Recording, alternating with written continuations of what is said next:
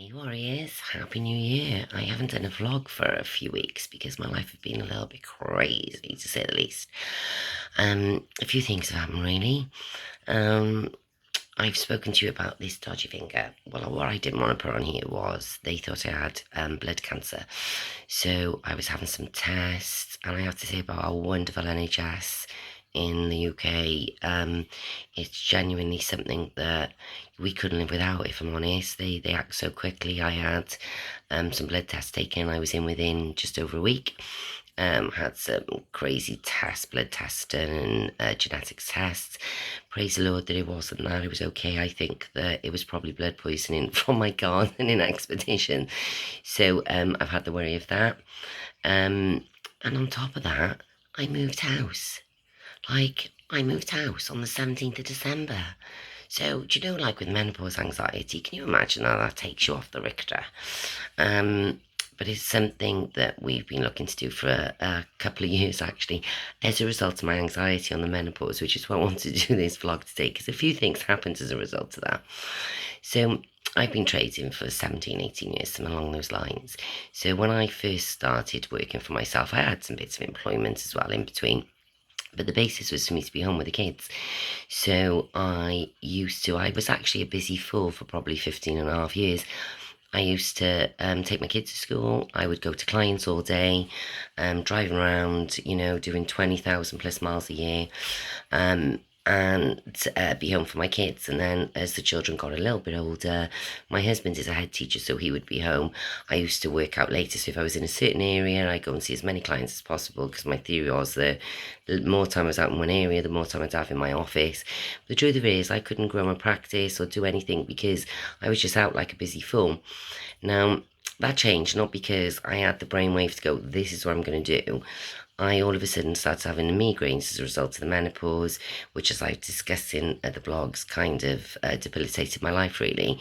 The anxiety came as a result of that, and I was too scared to make appointments with clients. A, because my anxiety wouldn't let me leave the house sometimes, but B, I was too scared because I didn't know how my migraines were going to react on a daily basis. I was cancelling meetings left, right, and centre. So all of a sudden, after all these years, I started letting clients come to the house with paperwork. I had no interest in doing that when my kids were younger. Anyway, I wouldn't have done it because it was my kids' home. My eldest daughter is engaged, due to be married next year.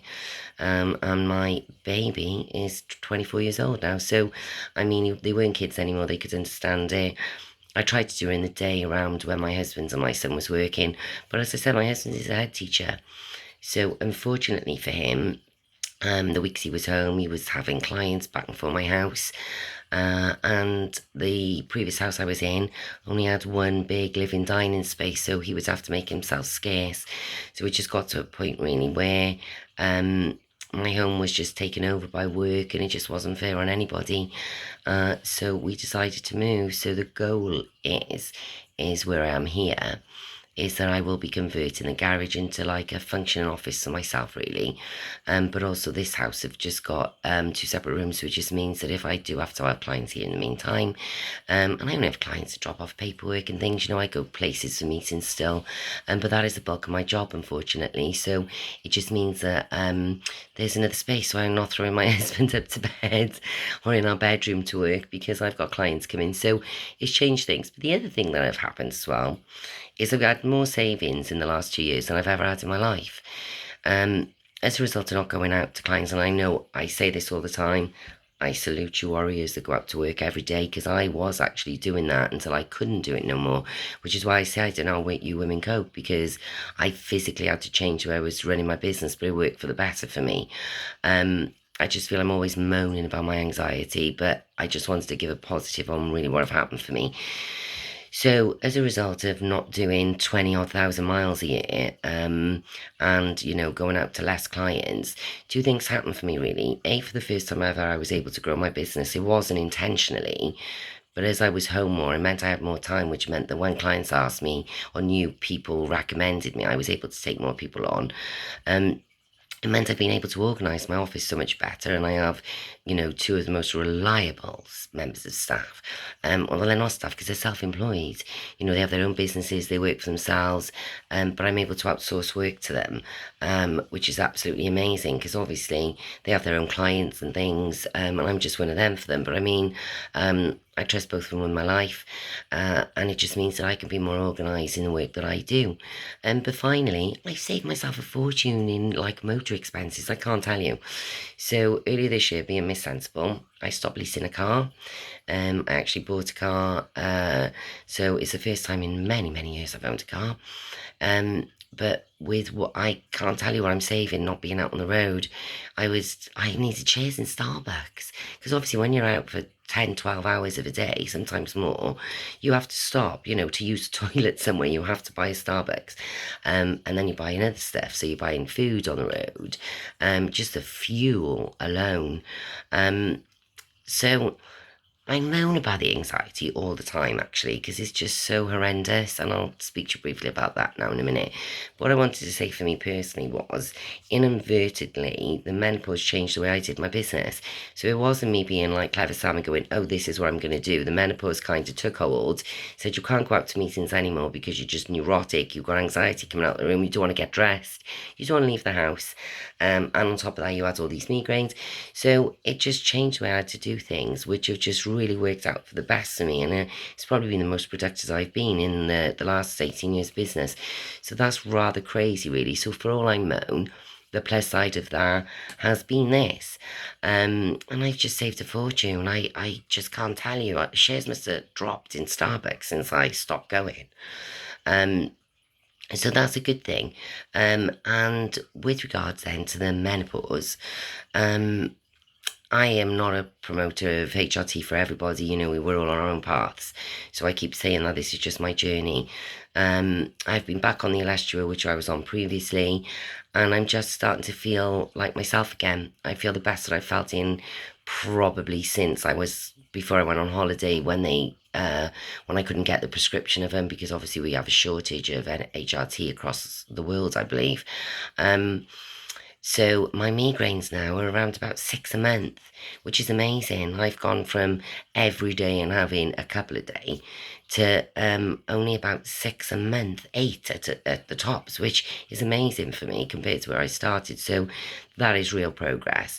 And my anxiety have just started to subside a bit. I've been suffering terribly, especially with the move, and everything else. It's been really tough for me, really. And when I have anxiety, it transpires in me by the fact that I can't swallow.